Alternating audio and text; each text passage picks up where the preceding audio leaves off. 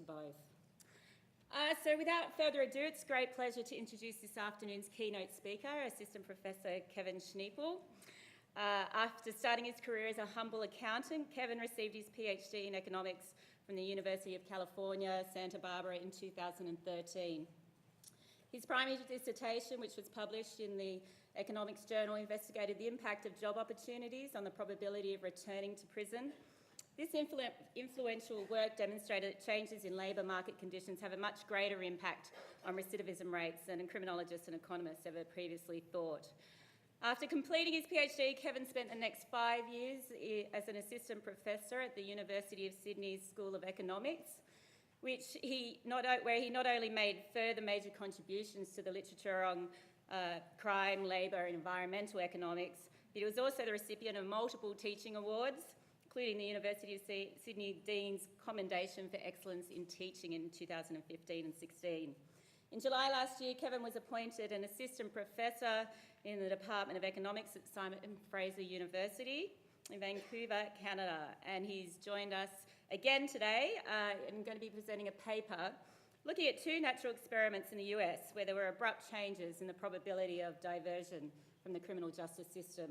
So this is an exciting and unique opportunity for us to assess causal impacts of diversionary policies on recidivism. So please welcome Kevin to the stage.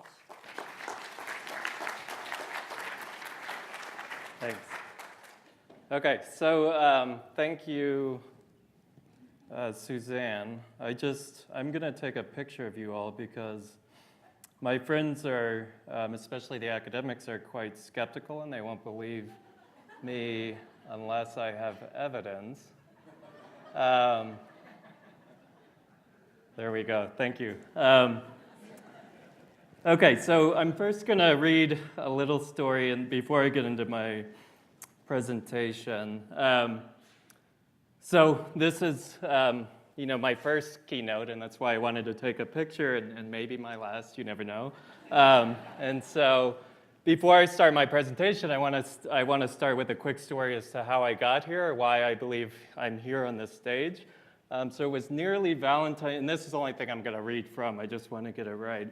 It was nearly Valentine's Day 6 years ago, and Don Weatherburn somehow found himself over in the economics department at Sydney Uni to attend a research seminar that was actually a job talk conducted by me, a young, nervous, sunburned, and jet-lagged graduate student, talking about the effect of labor market opportunities and recidivism for prisoners released in California.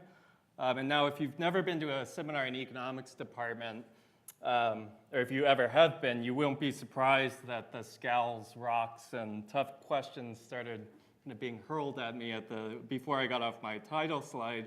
But I focused my attention on a smiling and nodding face in the back of the room that at the end of the seminar confirmed to all of my future colleagues that my research was indeed policy relevant and there would be lots of support, i.e. data, for more similar work to be conducted here in Australia.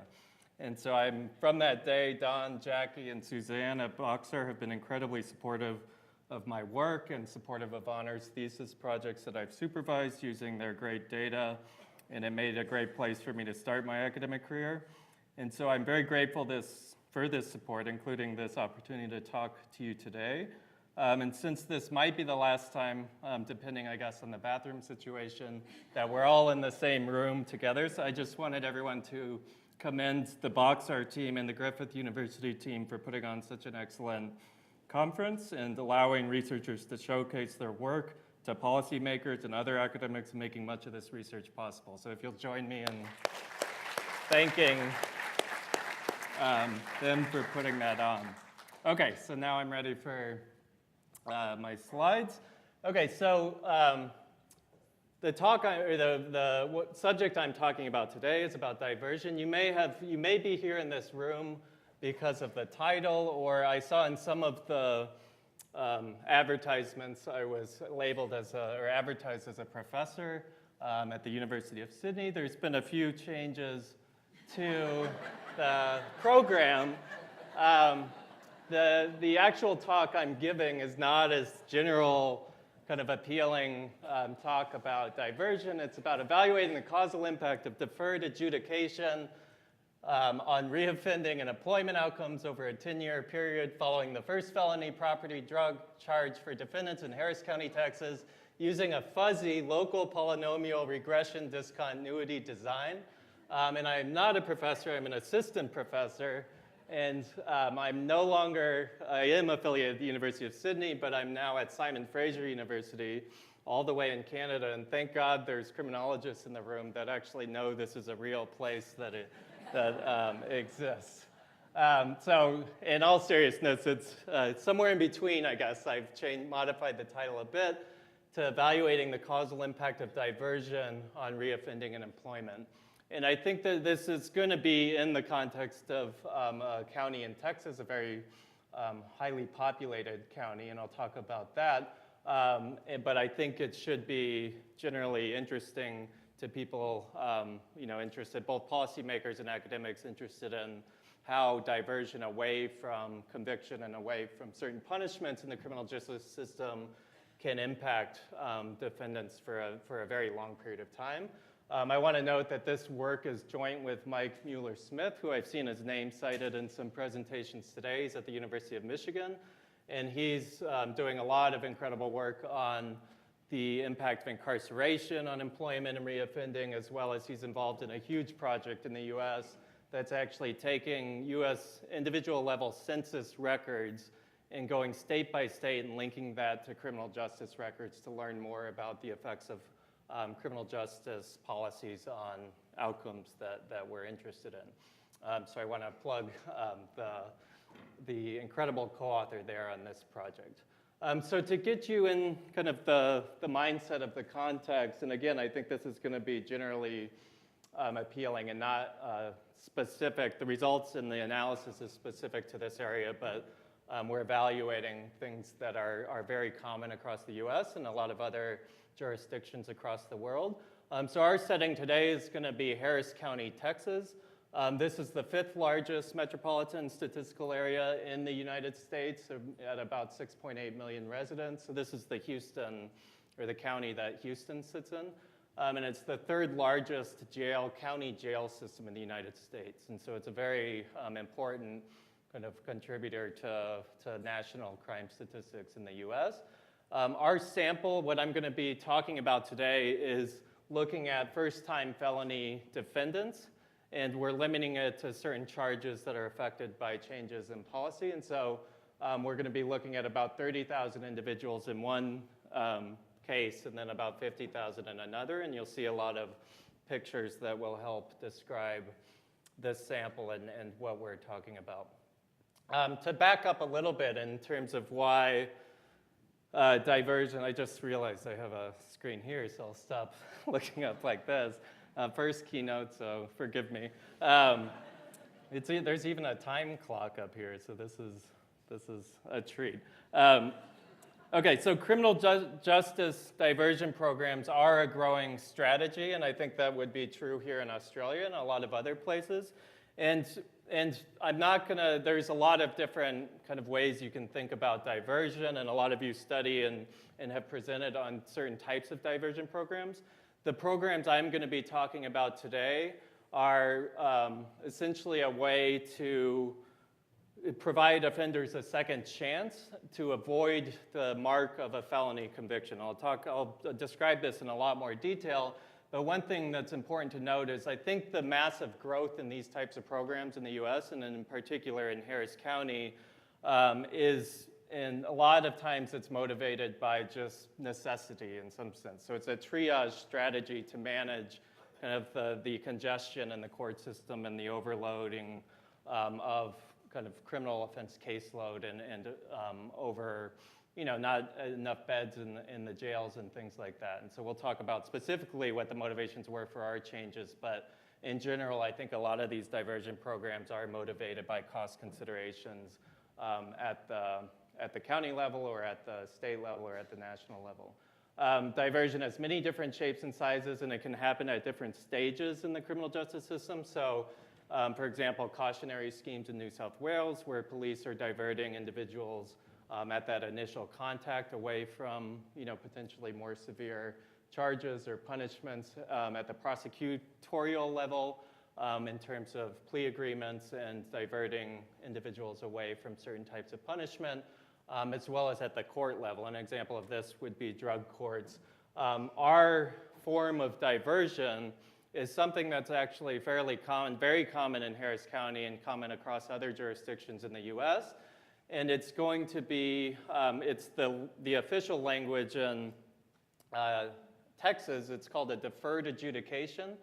And what happens is when someone is charged with a felony, he comes in front of a judge, and there's three potential outcomes. One is that individual is convicted of the felony and receives whatever the punishment is associated with that conviction. Two is that individual receives a deferred adjudication of guilt, which is the defendant admitting guilt, but there is no conviction recorded until or unless there is some violation of the terms of that agreement. And that agreement is typically a standard kind of probationary type supervision or community supervision for 3 to 5 years and does not differ from other types of probationary agreements, which I'll talk about in more detail. So this is called different things in different jurisdictions or different states. In Florida, I believe it's also called deferred adjudication.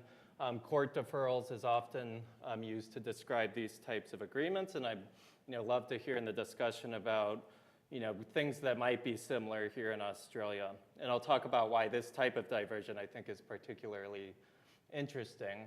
I won't go into a lot of detail or motivation about omitted variable bias or selection bias, but the methods, because we've gotten so much of that today, but the method I'm going to be used is going to be dealing with these types of concerns in a particular way.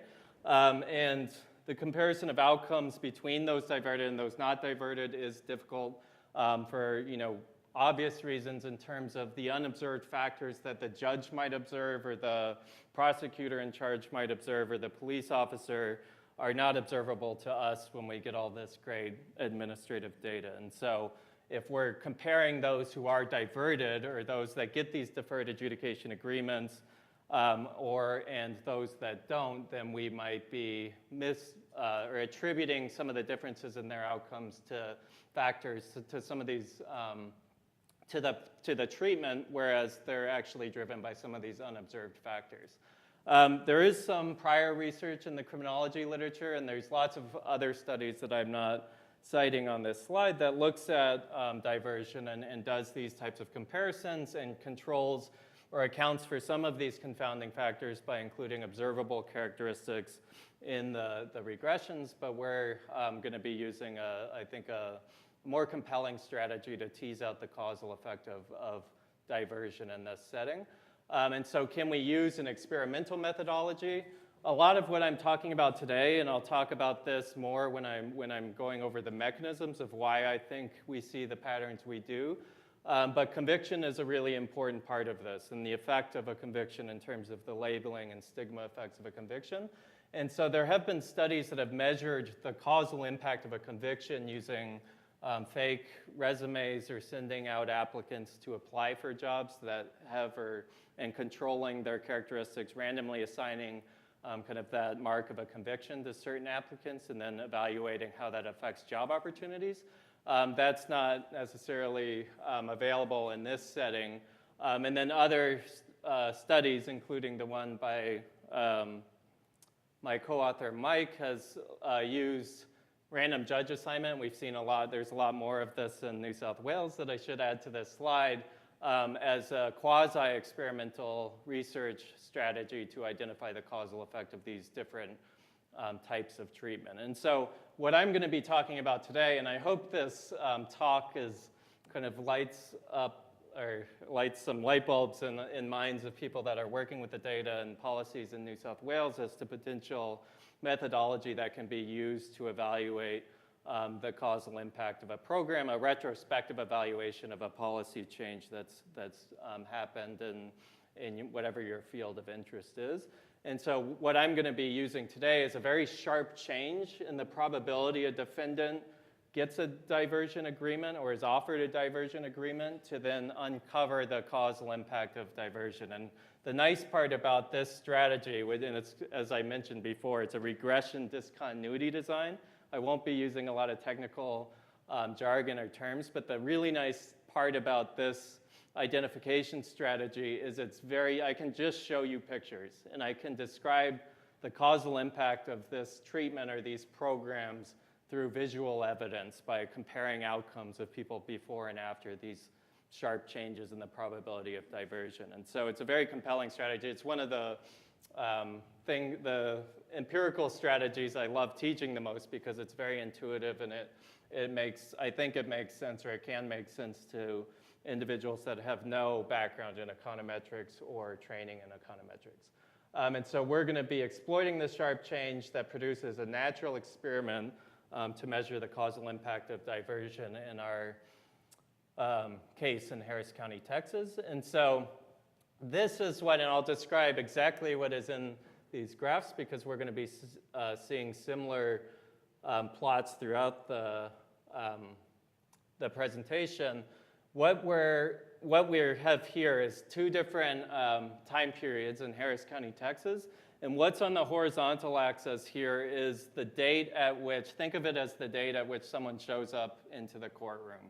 Or the date on the left-hand side, technically it's the date that they're charged, and the right-hand side, the date that their case is disposed. But it's the timing of kind of going in front of the judge or the timing of the offense.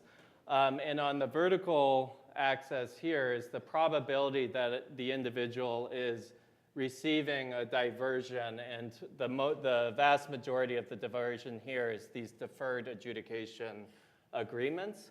And so we have about, it's increasing over time in 1994 in terms of when offenders are coming into the courtrooms. And then it peaks around 70% of these first time, and in this case, it's mostly drug and property defendants that are first time felony defendants. About 70% of these individuals were receiving these deferred adjudication agreements. And then on September 1st, 1994, and I'll talk about why these changes happened, this is almost halved. And so if you just happen to be, one of those guys that's coming into the court the week before this change, you got lucky in the sense that the probability of you being diverted was drastically different and unrelated to all of the unobserved things that make you different from other types of criminals if you happen to come into the courts that following week. And so the regression discontinuity methodology is going to exploit the fact that the defendants, the individuals that make up these dots here, and to be clear, these dots are just averages at the weekly level in the Harris County criminal caseload for these first-time felony defendants, the average number of individuals that received these deferred adjudications. And so the whole idea behind this is that this is very well approximating a randomized controlled trial, because you can think of whether or not an individual ends up on one side of the threshold versus the other as random.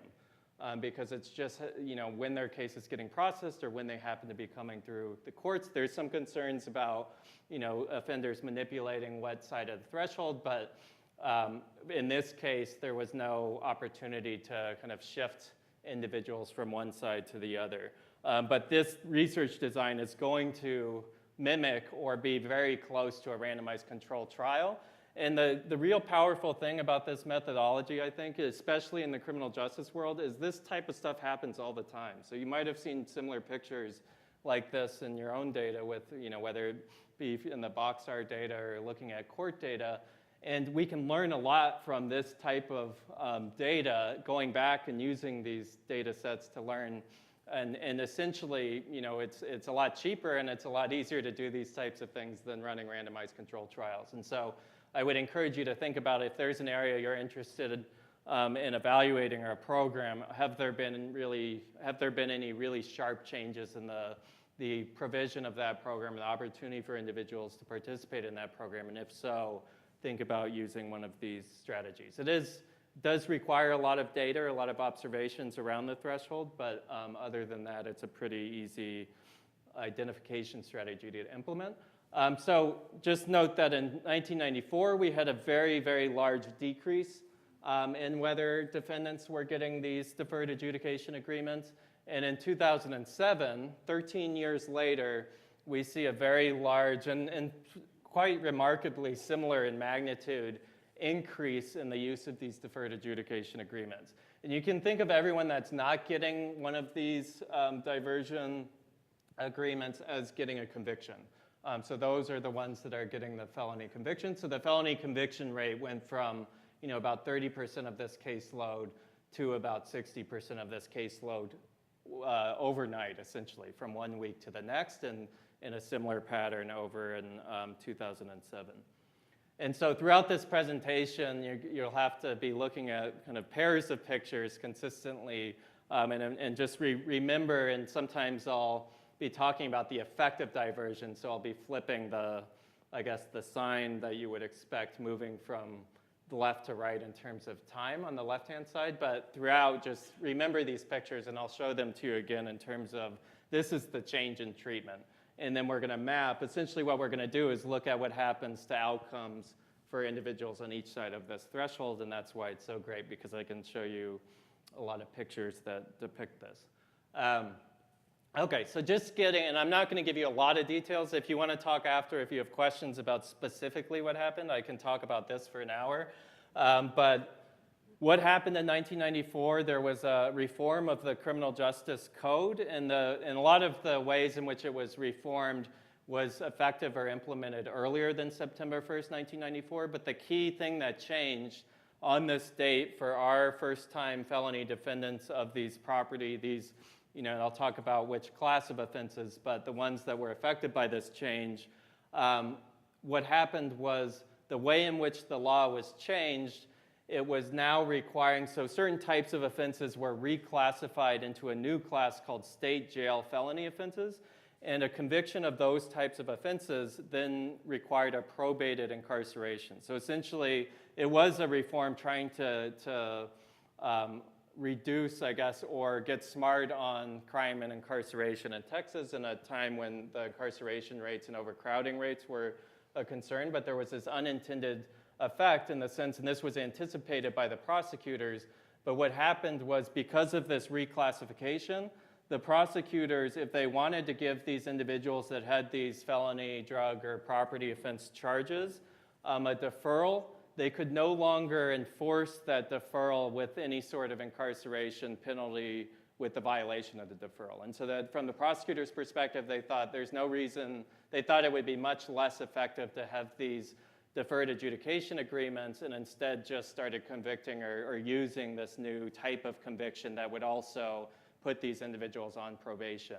But what the defendants lost is here, these individuals who were getting the deferred adjudications had an opportunity to clear that conviction from their record. Whereas on the right-hand side, when the individuals that were now getting convicted, the 70% here, had the conviction. They had no opportunity to clear that conviction from their record. They weren't immediately going to prison. Both cases, these individuals getting deferrals and the ones getting convicted of the state jail felonies, both of them are on probation for 3 to 5 years. Very similar requirements for the community supervision. But the difference was the kind of carrot at the end of that period where you could actually clear your record and have that charge dismissed, which we think is, and we find is a very important distinction. And so the important thing, especially when we're talking about mechanisms, I'll talk about incarceration, but I want you just to emphasize that this is not a talk about the causal impact of incarceration on future outcomes. This is a talk about the causal impact of a program that allows individuals to clear that conviction from their record, because our treatment and control groups do not significantly differ in terms of their experiences of incarceration following the focal charge, especially in the 1994 case. So what happened in 2007? You might think, well, it must have been another law code reform or something similar, reversing this policy. Completely different. So in 2007, and this one's a little bit more ambiguous in terms of we've had to do a lot of digging and just guessing, but educated guessing as to what might have caused this change. And we still have not been able to talk to a Harris County judge that can tell us exactly what happened. But what happened right before November 7th, 2007 was there was a local a county vote on a jail expansion ballot in Harris County. So there were concerns about overcrowding in the county jail, and there was a vote to build a new jail, and there was a lot of controversy as to where the jail was going to be built, and a lot of criticism from the community about the over-reliance on these types of punishments for the lower risk defendants. And so this ballot initiative was very narrowly defeated. And this is quite surprising. If you know anything about Texas and criminal justice in Texas, this is quite surprising that the voters defeated this jail construction bond. And it was packaged with a bunch of other bonds, including a state criminal justice bond that all passed. And this was the only one that failed. And it did by a very narrow margin. And that happened on November 7th, 2007. The next week, so November 8th and following, the judges came into their courts and they started diverting a much larger fraction of this low-risk caseload. So these are individuals charged with offenses that would be a year or less in terms of the typical sentences of these offenses. And so these actually do include some violent offenders, whereas the change before was just the drug and property offenses. Okay, so this is the standard outline of the talk, and I won't spend much time on that. And I'll kind of go quickly through some of these more boring details that you can get in the paper. You've seen this map before about Harris County. The data for this project is, it's similar, I guess, to the Boxar's reoffending database in that we have the criminal court records with charges and disposition that we can link across individuals for a very long time period. We have merged that with the administrative employment and earnings data from the Texas Workforce Commission. And so the wage records come from the unemployment insurance system in Texas. And then we also have information on the jail and prison records as well as the statewide convictions. And I'll mostly be using these two data sets in terms of the results I'm presenting today, but there's a lot more using these other data sets in the paper. So the empirical strategy that I've already mentioned and described what we need to be able to use a strategy like this is a regression discontinuity design. And essentially, we need to cut off a threshold by which individuals are the probability of treatment. It could go from 0 to 1 at some threshold. So the classic example of regression discontinuity is suppose you were interested in evaluating the causal impact of a college scholarship on future outcomes on employment, and the people that scored or students that scored below a certain threshold in terms of their HAC or test score did not receive the scholarship, but if they were an 89, but if they were a 90, they then received the scholarship or had an opportunity to apply for the scholarship. And so the probability of treatment is changing. It could go from 0 to 1. That would be a sharp regression discontinuity design at some threshold, or it could change just discontinuously. So in our situation, going from 30% to 70% at some threshold. And the key is the key in terms of this identification strategy is that the counterfactual for these individuals just to the left of the threshold, had there been no scholarship or had there been no change in treatment, would be continuous through this threshold. So we would expect these individuals to look like that if there had been no treatment or no change in the probability of treatment. And another way of phrasing this is all of the unobservable determinants that we can't control for are continuous through this threshold. They don't have to be the same. They don't have to be balanced. They just have to be continuous through this threshold, and then we're exploiting the discontinuous change in treatment at the threshold to then recover the treatment effect of whatever is changing at that threshold. And so where the word fuzzy comes from is when the treatment probability is not changing from 0 to 1, when it's going, say, from 30% to 70%, we then have to use, and I'm only going to say it once, but we use two-stage least squares. And I know everyone's sick of that, but we would use that, the instrument, or the threshold is an instrument for treatment, and you can recover the causal impact. So essentially what we're doing is scaling. If treatment probability goes from 30 to 70%, and we see the outcomes change by this much, that means we have to scale that change in the outcome by the change in treatment probability, because if the only thing that's changing is the treatment, that means that this jump is caused by all of those individuals that became treated that weren't treated on the left-hand side of the threshold. And so I'll be showing a lot of pictures like this, but then some of the magnitude of the effects I'm communicating are scaling up the picture, the discontinuity and outcomes we see by the discontinuity change in the probability of treatment. So hopefully you're all going to go home and find interesting discontinuities, and if you do have lots of discontinuous changes, let me know, because I think it's one of the most fun research strategies to employ. A couple really important things that I mentioned earlier in terms of identifying the causal impact of something that's changing at a threshold is that there's no sort of manipulation across the threshold. So an example of a classic violation of this would be, and I don't have this picture, but there was some program in the US that you were eligible, I think it was a social assistance program, but you were eligible for it if you made less than $14,000 per year. And so if you made more, then you were eligible for the program. And what you see in the data, if you plot the density of observations across how much people are reporting in terms of their earnings, you see a big clump of people just to the left of $14,000, which means that individuals are manipulating their earnings or rounding down to make themselves eligible for that program that's determined by that threshold. So the key thing to check in these strategies is whether there's any sort of discontinuous change in the density or number of observations on each side. And here we don't see any change in the caseload density. This would be the daily caseload density to the left or the right of the threshold. And it's not, in all of these graphs, I didn't mention this earlier, but we have the coefficient with its standard error, and it will be indicated with stars if it's different from 0. So we detect no statistically significant difference in whether or not more defendants are charged to the left of September 1st than to the right, and similarly in 2007, which is reassuring. And it's also knowing the institutional process by which offenders get charged and then show up in court. There's not a lot of leeway for manipulation here.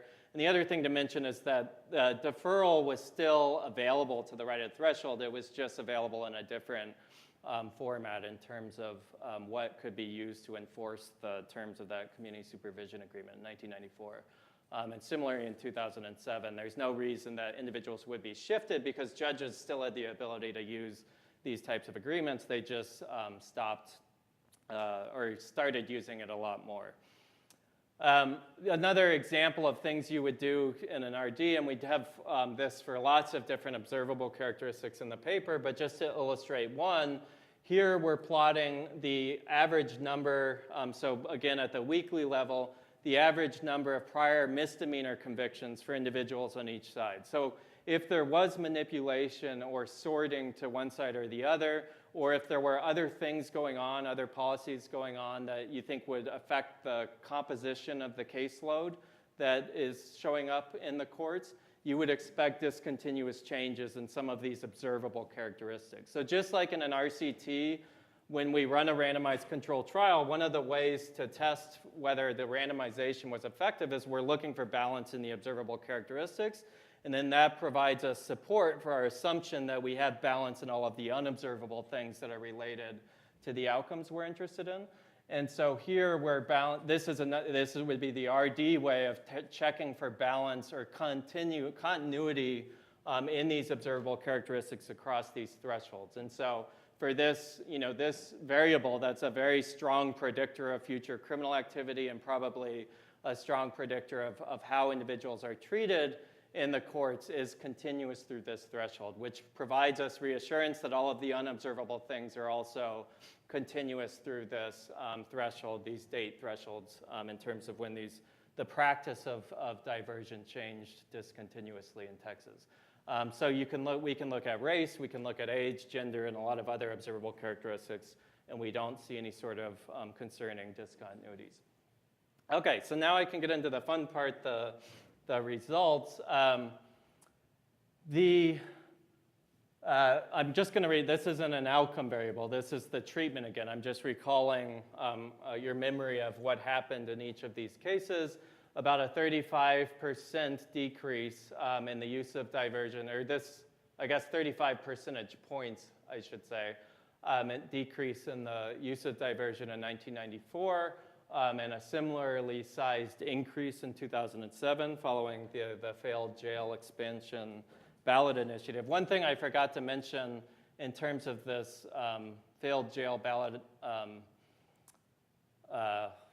failure, I guess, and the change in what the judges were doing just after, we haven't found, so this happens in almost all of the courts. There's a few courts in the Harris County system that don't discontinuously change their behavior around this date.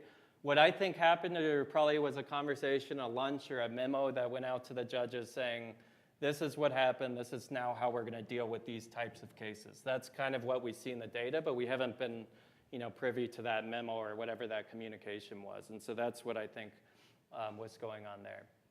Okay, so let's look at the outcomes. And due to our very rich administrative data, we can look at, and I'll show you some timeline of these outcomes, but we can look at outcomes over a very long time horizon, which I think is quite unique and important when we're thinking about the impact this type of treatment could have, the long-term impact, and the different trajectories that individuals can be put on with convictions versus not convictions, or with certain types of diversion opportunities. And so what we're plotting here is the total number of convictions, and this doesn't include that focal case or whatever's the case for which they're being seen in the courts that relates to this threshold. This is all the future convictions over a 10-year follow-up period.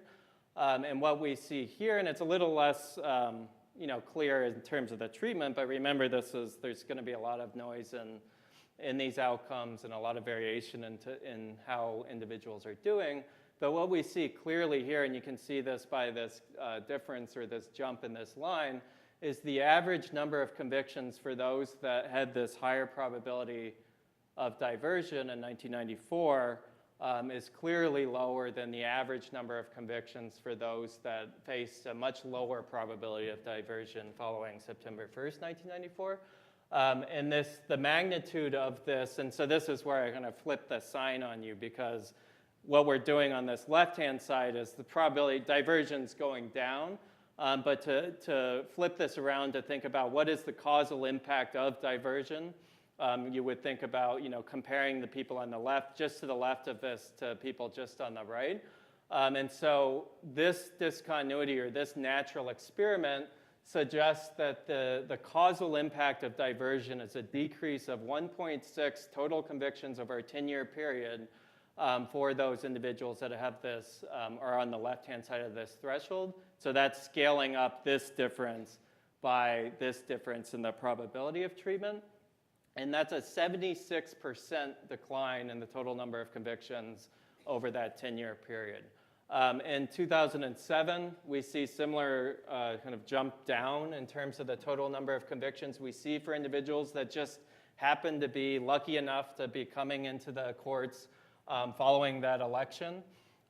Those individuals are much less or have much lower numbers of future convictions over that 10-year follow-up period than individuals just that came in before that jail ballot election was conducted, and that's a decline of about 56%, or diversion here is associated with about a 56% decline in that future reoffending as measured by convictions. And I'll talk about various mechanisms that we think are important here.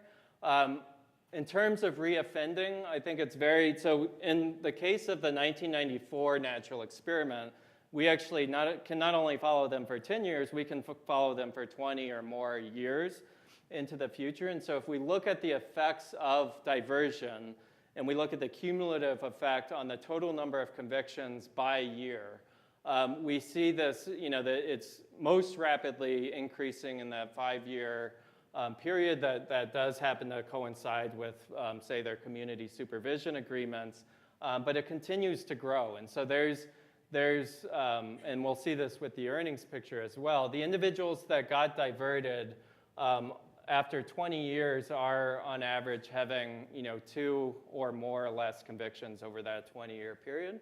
And so this is a huge effect when you look at it relative to the average number of convictions. These are total convictions, not just felony convictions. When we look at other types of reoffending outcomes, we see a similar story. So there's a similar pattern for whether or not we're looking at convictions or looking at jail bookings. We don't have arrest data, but whether or not you're booked into a jail is a good proxy for the arrest, probability of arrest. We see effects on charges. We see effects on statewide convictions. So it's not that all the individuals are leaving Harris County for some reason. There's not mobility. We can't observe mobility outside of the state.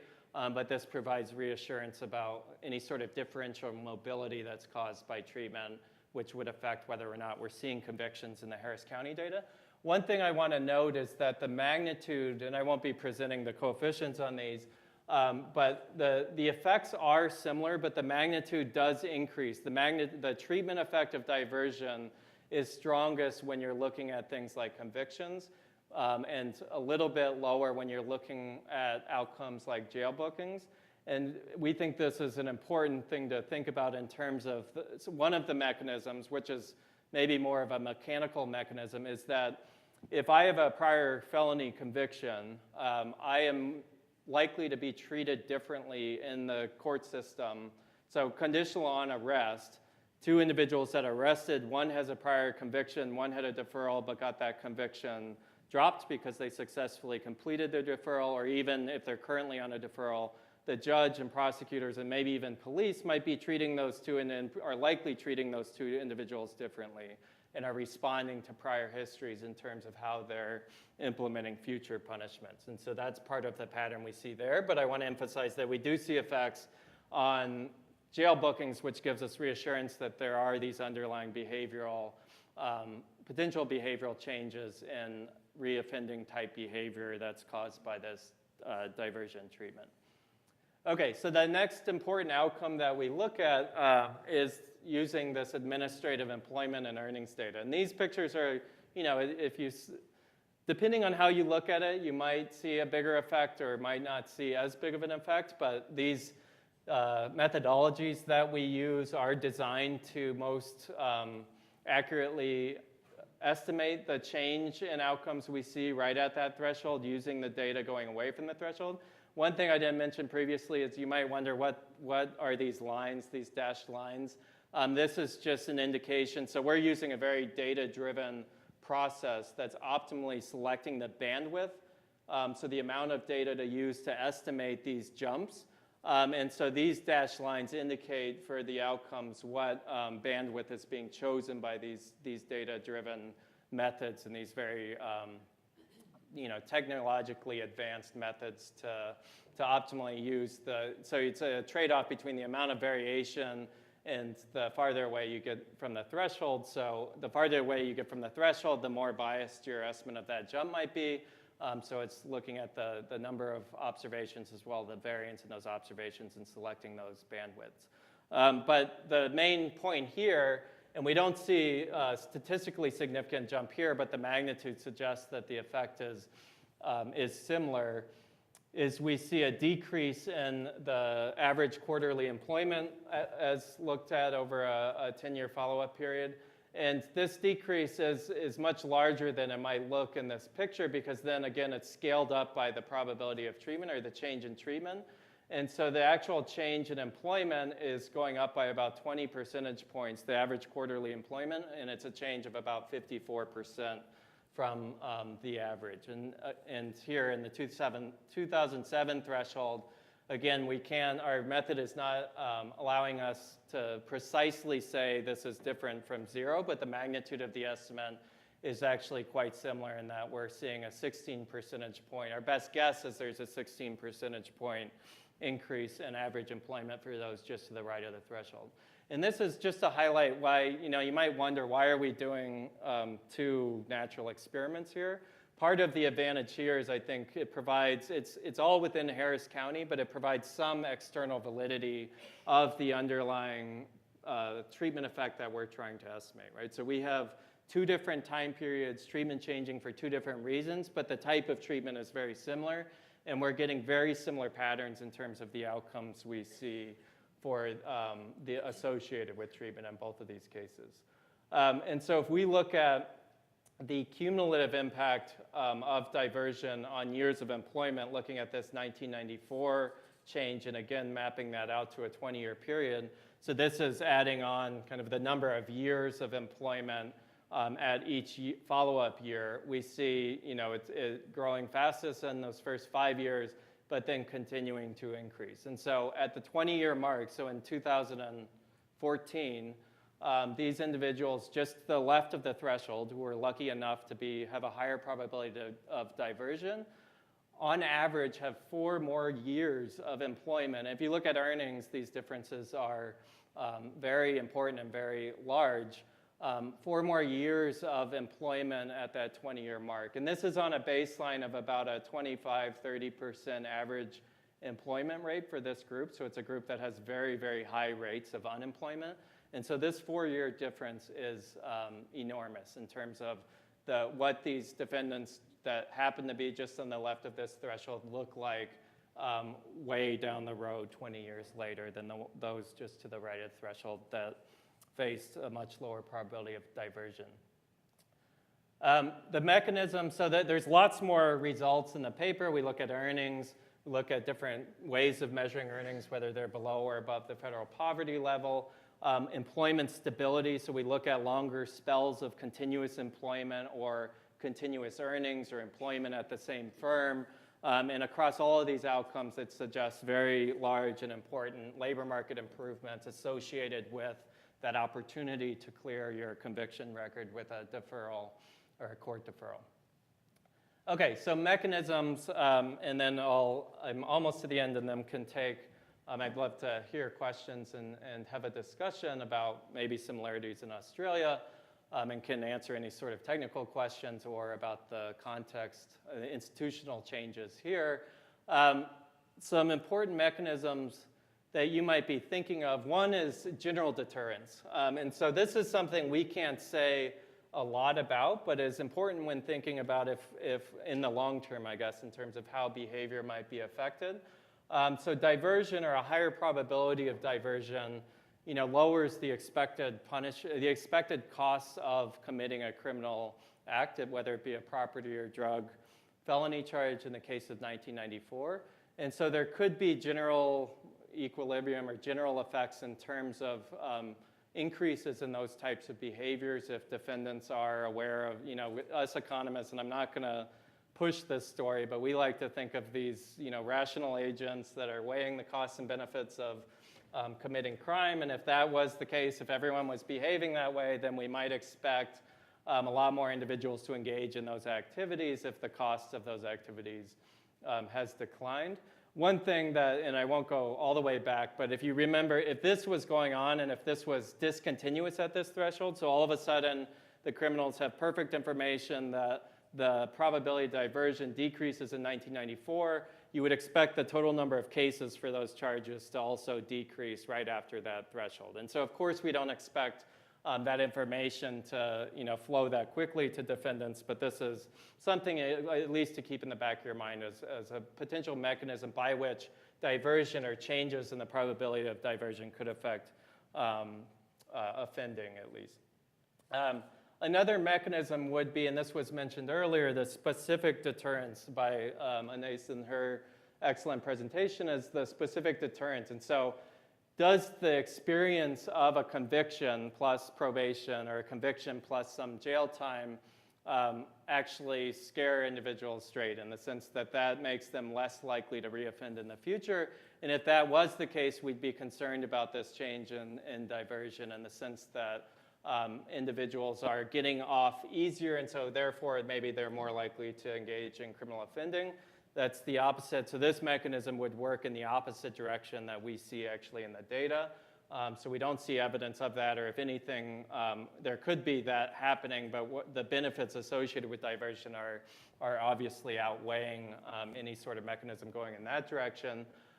Something else you might think about, given a lot of the research that's been presented at this conference and that's been coming out, there is a causal impact of incarceration, and Giulio talked about this in his presentation this morning, that there could be incapacitation effects. So if you're more likely to get incarcerated if you're not diverted, maybe we see differences in offending because individuals just aren't out and able to offend. I'll talk about that one specifically when in the next slide. But there could also be mechanisms by which, the criminal skills, there's a deterioration in kind of labor market skills or an increase in criminal skills while incarcerated, peer effects, and then the stigma effect of incarceration could also impact outcomes. So I'll talk about why we don't think this is a driving mechanism in our results. One thing that could potentially explain some of the differences we see is a deterrence. We call this in the paper a resentencing deterrence, right? So individuals on these community supervision agreements know that if they violate that agreement, they're facing both the punishment for whatever action they're violating with, but also the punishment associated with that crime that they got deferred of. And so there's this overhanging punishment that's not only the incarcerate jail time or prison time, but also that conviction that they'll get tagged with if they do violate those agreements. And so that we do have some evidence of that. I think that's important when we're thinking about in terms of some of these patterns we see, especially the increasing differences in those community supervision time windows. But recall in 1994, the counterfactual is to diversion is individuals that are getting these state jail felony offense convictions who are also on probation that also have an overhanging jail or incarceration punishment associated with the violation of that probation. And so this resentencing deterrence would just mostly be driven by this difference in terms of whether or not you're getting a conviction or not in that case. And that brings me to this mechanism that we think is the most important in terms of the labeling and stigma a conviction can have on employment opportunities, how you're treated in the courts and the criminal justice system.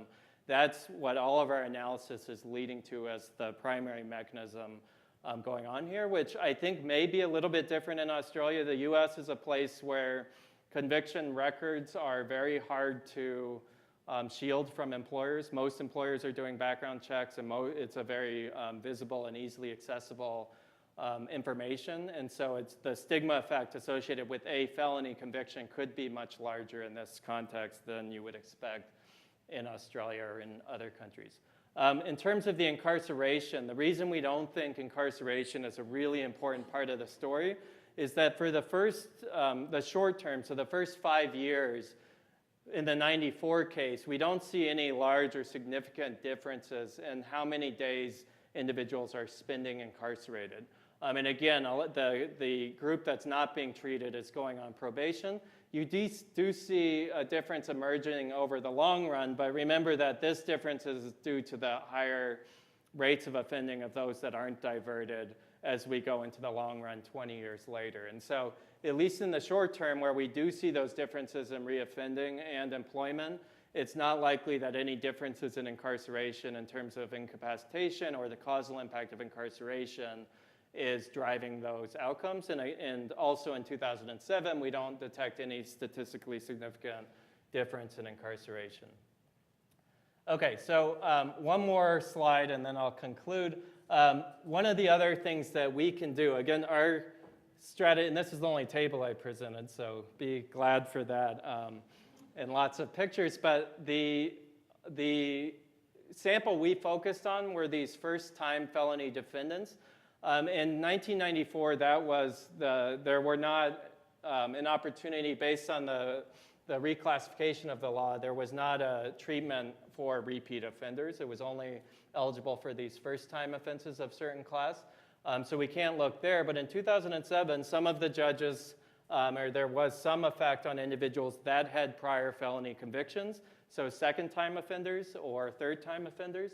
And so we have a change in diversion for some of those individuals, and we can look at whether or not the effect is greater for those first-time offenders versus the second time to get at whether the stigma is really important, right? So if stigma is a really important mechanism, the first time offense should have a much bigger effect than the second time offense because it's not likely the distinction between 2 felony convictions from 1 is as great from 0 to 1.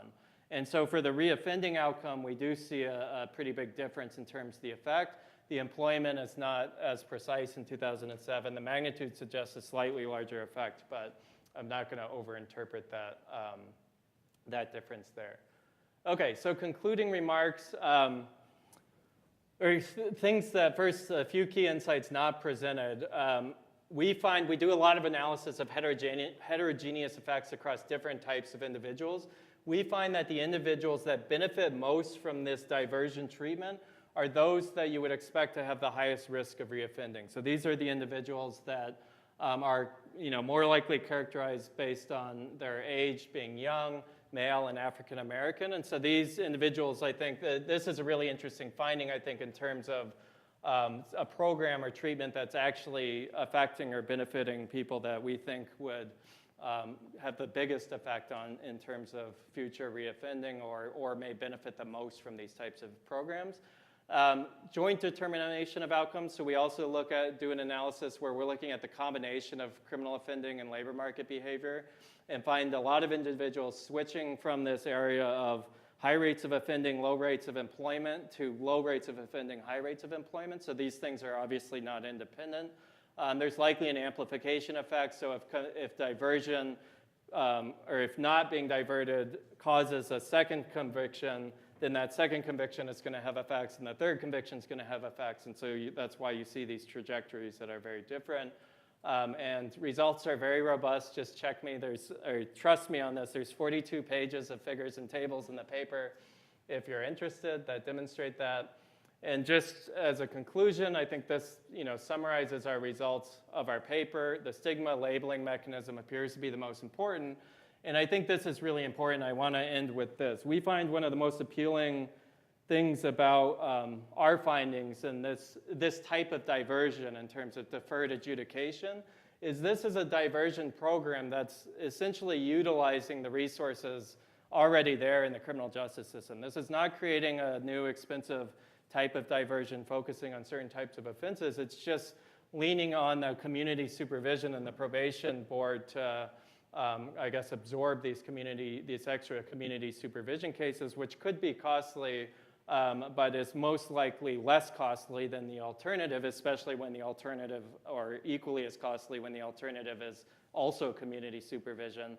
And so it can be feasibly implemented without significant investments or changes to the infrastructure system. And so I don't have a cost-benefit analysis. I think what we need to do is a benefit analysis, which I've never had an opportunity to do, but it's likely that this treatment is lowering the cost in the short term and immediately, and it's also lowering the cost in the long term. And so I'm going to conclude with that and thank my research assistant here in Australia.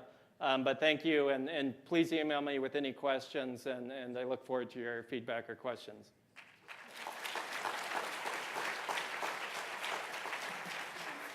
Sure. We've got plenty of time for questions, so who'd like to start?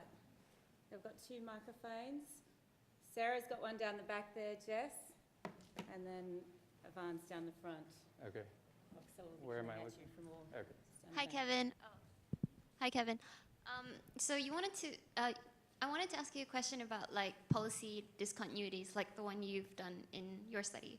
I guess at least when I was at Boxar, I think the couple of times we tried to do it, it was hard because some of the policies, the impact on the variable that we're trying to look at wasn't quite very drastic or sharp. And the other problem that we have is that there are often not enough observations on either side of the threshold.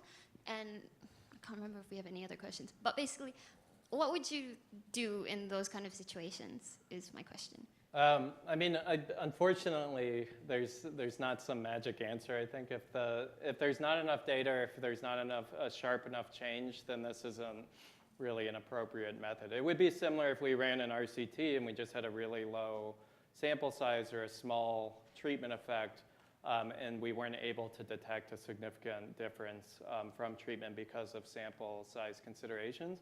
One thing I'll note is that, for any Stata users out there, there's a package called RD Robust, which implements a lot of these really high-tech, data-driven RD procedures. And so I think the econometrics is advancing such that it's becoming more efficient in estimating potential jumps in outcomes from smaller jumps in treatment. And so if you weren't using those types of methods and were relying on more simple specifications in terms of your regression, I would encourage you to at least go to that package and see if any of the newer kind of bells and whistles or technology in terms of estimating these things would help. But I think maybe I oversold the RD strategy because it often is I've tried this many times and this is the first time it worked, essentially. But you do need a lot of data and you do need a big change. But I do think that exists in a lot of places. And so, yeah, that would be my answer. Hi, Kevin. In your 1994 case, were you concerned about whether it was possible for judges to manipulate the timing of when they sentenced defendants? Yeah, we were, and you would be concerned about this in any of a change or evaluating a change like this. And so the nice thing about this methodology is that we can actually test for that. So we don't have to rely on this assumption, this heroic assumption that judges are behaving in a certain way and not responding to this change in policy in terms of where they're shifting defendants. We can test that with the caseload density. If judges were shifting, say they wanted to shift people that they thought were more deserving of diversion before the change was happening, which this was anticipated, so the concerns are very valid, then you would expect to see a change in the characteristics we do observe about those defendants. So when I plotted the prior misdemeanors, we would expect right before that change took place, we might see people with lower levels of prior criminal history than we would otherwise. And so it's very reasonable to think that people would respond to that. I think this case in particular, even though the prosecutors and judges anticipated this, it was not the case that they were completely shut out of using deferrals after this change. It just changed the way in which they could enforce those deferrals. And so they did stop using them for most of the defendants. And so it's something we can test for, and we don't find any evidence of that, which provides, if we did, this would not be a valid research strategy to uncover the causal impact. Does that answer your question? Yeah. I'm getting all the economist questions. Kevin, can I ask a quick Sure. question? So we've found in New South Wales that with supervised orders, for example, what actually happens in practice can be quite different. So I'm wondering if you could assess to see whether they were actually treated in the same way while they were serving that probation order. Were less risky ones sort of ignored by probation and not necessarily given the same amount of surveillance? It's a great question. It's something that we can observe I think the time requirement of their community supervision, and we don't see differences in that. I'm thinking we can. So Mike knows this data much better than we can, but we don't know specifically what the requirements. So community supervision, the judge has a lot of discretion as to what requirements to put on that community supervision. And I think this is a great question because there could be different types of requirements. From what we've learned in terms of reading through manuals, bench guides and manuals for the judges, there's not any major differences in terms of the guidelines that judges have, but there is discretion. And the most important requirement of these community supervision agreements is that there's no reoffense or there's no future offending. And so that's an immediate violation, and that would be the case in both of these populations. But in terms of the intricate details of what the requirements were, it could be that the diversion community supervision agreements are different in important ways than the other ones, which would be an important mechanism, but it's also taking a step back, thinking of what's the causal impact of diversion.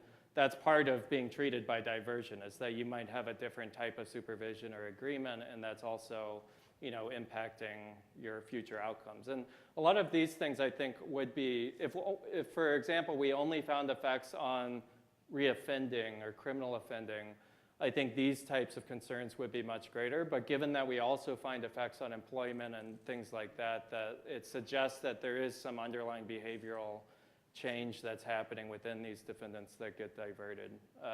So But we can't see everything, unfortunately.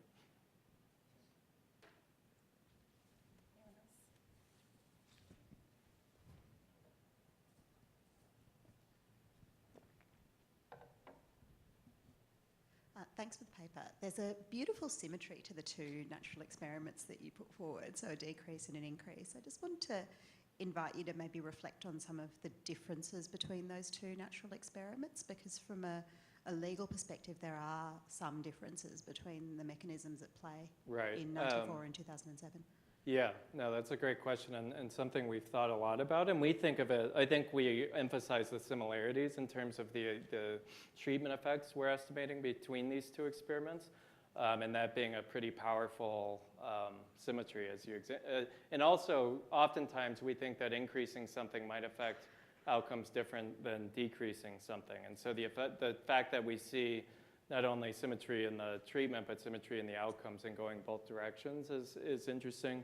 One of the things that I will comment on in terms of one thing that surprised me in terms of the similarity in the treatment effects we're actually estimating, especially for something like employment, is that if we were comparing kind of what things were like in the mid-1990s with what things are like in 2008, 2009, there's huge differences in terms of how visible criminal records are and how felons are treated in the labor market and opportunities available for felons in the labor market. And so I was actually personally very surprised, having done a lot of research on labor market opportunities and reoffending and that world. I was surprised to see similar effects across these two time periods that were very different. And so I don't have any magical thoughts on that. I think it's something that would be worth further exploration and replication in other places, maybe. But I think,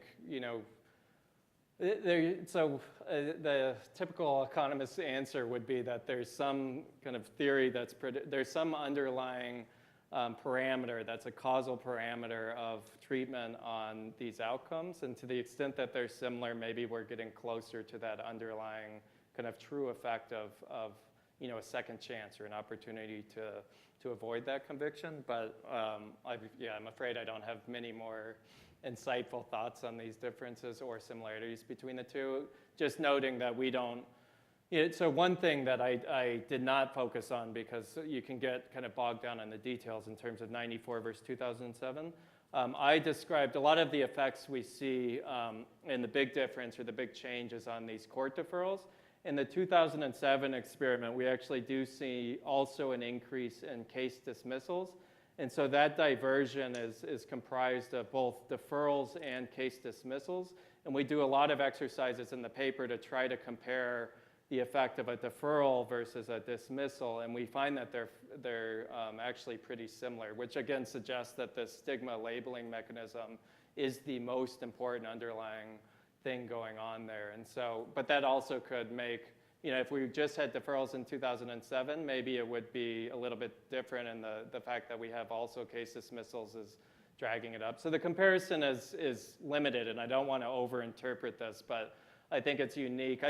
We thought about splitting this into two papers, and a lot of people would probably do that, but we thought that the symmetry in the two experiments were very useful to have together and to juxtapose. But there's a lot more that can be done, I think, in terms of comparing. So, yeah, sorry, I don't have any deeper thoughts than that, I guess. I don't either. Okay. Do you want to use it? Whether, in your earlier work, you've looked at changes in the location. Yeah. Okay. In your earlier work, you've looked at the impact of changes to the locations where people end up. So comparing people, for example, who end up in areas of low employment demand and areas of high.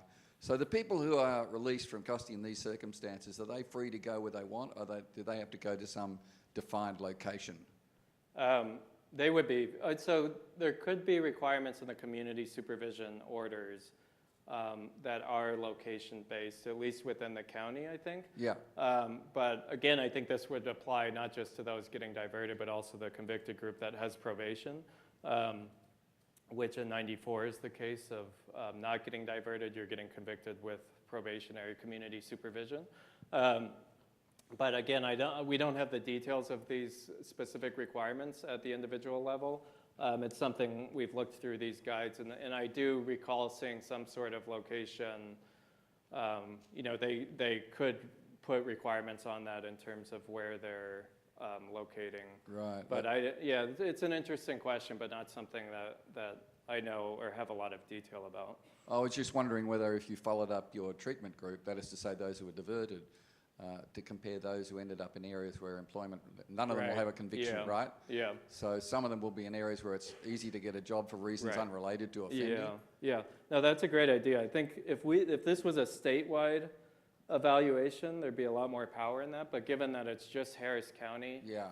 we would be relying on, I guess, differences and opportunities across different areas of Houston. As most of these individuals are in Houston, so they're all in kind of the same metropolitan area. That said, if you've ever been to Houston, it takes a long time to get from one end of Houston to the other end of Houston. And so there could be opportunities to do more location-specific analysis, but I'm not sure if we would actually have that information on addresses, or it might be in there, but it's a good suggestion. Is there any other questions? We've still got time for one more if there's a burning question, otherwise people can go to coffee early. No? Well, can you join me in thanking Kevin for a fantastic presentation? Thank you.